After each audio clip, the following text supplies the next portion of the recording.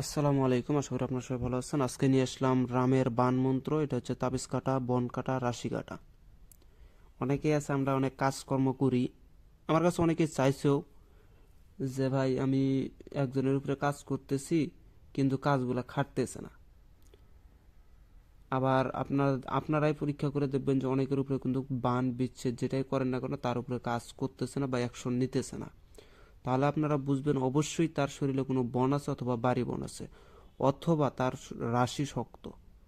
একটা কথা মনে রাখবেন, যদি কোনো মেয়েকে ছেলের প্রতি বশ করাইতে চান, অর্থাৎ কাজটা দিচ্ছে হচ্ছে একটা ছেলে যে আমি একটা মেয়েকে বশ করব, যদি দেখেন যে কাজ করছেন কাজ হয় না, তাহলে বুঝে নেবেন যে ছেলের থেকে মেয়ের রাশিটা শক্ত বেশি, অর্থাৎ পাকাপোক্ত, যার কারণে আপনার কাজগুলো মেয়ের উপরে অ্যাকশন নিতেছে না।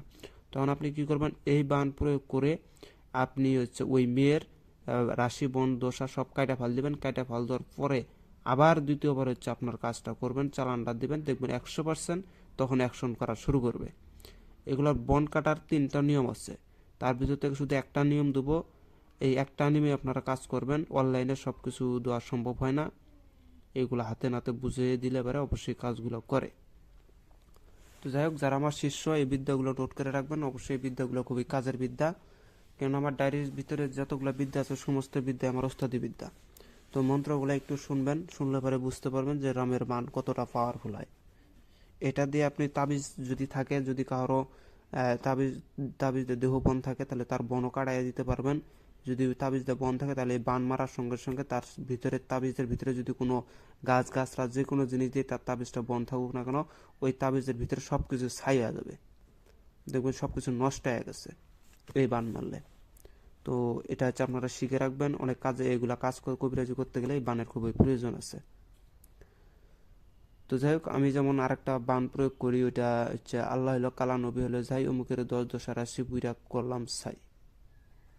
এতটুকুই বললাম, আর বেশি বলতেছি না এই মন্ত্রটা, কারণ এটা আমার নিজের পরীক্ষিত মন্ত্র, হাজারবার কাজ করছি। যখন কোনো কাজে ঠেকে যায় তারপর এটা দিয়ে চালান করে দেওয়ার পরে আবার কাজগুলো হয়। তো এগুলো হচ্ছে কুফরি কালাম। যাই হোক, আমি এই বিদ্যাগুলো পুরোটাই বলতেছি না, আমি শুধু এই রামের বানটা দিতেছি, আপনারা এটা দিয়েই কাজ করেন। মন্ত্রটা বলতেছি, আপনারা শুনেন। রামে জুড়ে দিল বান, ধরতির নাশ হয় টান, সাতটপক আসমান জমিন ফাটিয়া হইল খান খান, সোনাবরণ গাও রূপাবরণ পাত, ফেন্নার বেটা ফেন্নার 18 মোকামের তাবিজ কবচ, বন কাটিয়া হইল খান খান। যদি মন্ত্র বিথা যায়, শ্রীরামের হুঙ্কারে 30 কোটি দেবতা আগুনে পুইরা মরে, 30 কোটা নরকে যাইয়া পরে, দোহাই ধর্মের। নরকে বলতে পারেন, আগুনে পুইরা পড়ে, নরক আর ওই আগুন ওই একটাই।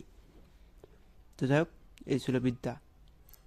আবার বলতেছি, রামে জুড়ে দিল বান, ধরতে না শয়তান, সাতটবক আসমান জমিন ফাটিয়া হইল খান খান, সোনাবরণ গাও রূপাবরণ পা, ফেন্নার শরীর ফেন্নার বেটা ফেন্নার 18 মোকামের তাবিজ কবচ, বন রাশি দশা কাইটা করলাম খান খান। যদি মন্ত্র বিথা যায়, শ্রীরামের হুঙ্কারে 30 কোটি দেবতা নরকে পুইরা যায়, দোহাই ধর্মের। এরকম করে বলবেন, অবশ্যই কাজগুলো হবে। এটা দিয়ে হচ্ছে নিয়মটা হচ্ছে কি, একটা নিয়ম দিতেছি, সেটা হচ্ছে এই মন্ত্রটা আপনি বট বৃক্ষের পাতায়, বট বৃক্ষ বলতে অনেকে বুঝে না, একটা আছে বট আর একটা আছে পাকর। এটা ওকে অনেক অনেক জায়গায় অনেক অনেক কথা বলে।